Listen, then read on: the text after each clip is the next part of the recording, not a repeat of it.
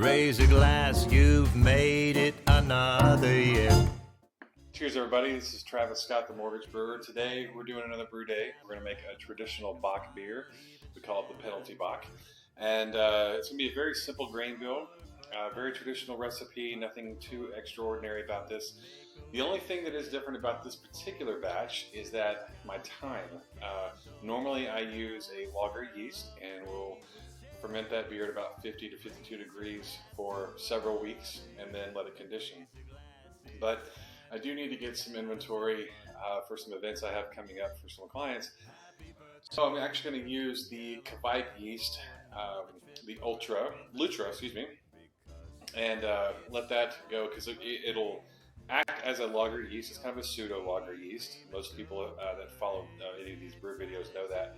It's a fantastic yeast. I've done it before and it turned out very, very similar. It was very hard to tell the difference at all. So I'm excited about that because I'll ferment it a lot warmer and it should be done in just a matter of days versus weeks. So let's get into the grain bill a little bit.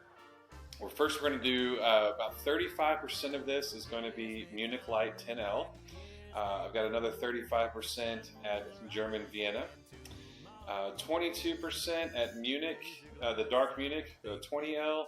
And I've got a little about 4% Belgian, the Cara 20L, and about 4% of the Belgian Special B. So that's kind of the grain bill there.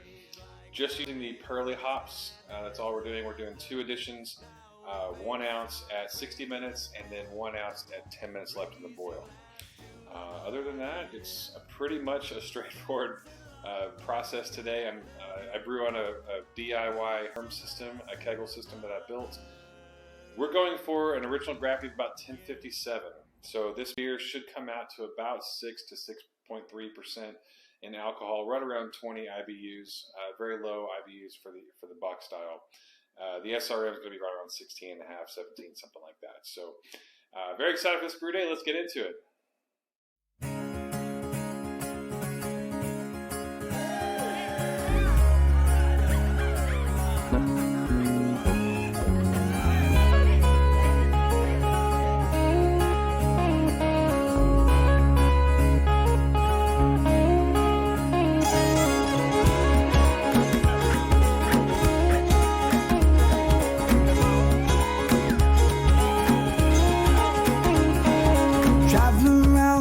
My feet will tell me where to go. I'm not afraid to step outside and see the world for what it is. No, spending all my time with people that I barely know. You may have thought that I was lost, and all I need is room to grow. I'm coming home to put a flower in your hair. Thought you should know. I'd rather be instead.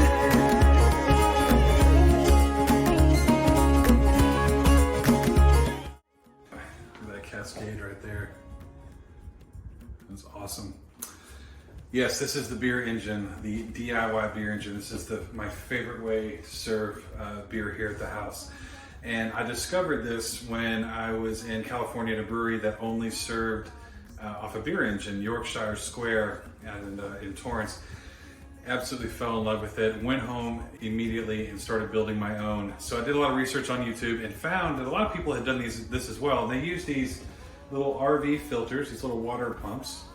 Sorry, not filters, these little water pumps that are basically a siphon. And it works the exact same way. Same technology as a beer engine. So now I know, first of all, this is not authentic cask ale. I get that. I'm probably offending a lot of cask ale enthusiasts out there, and my apologies.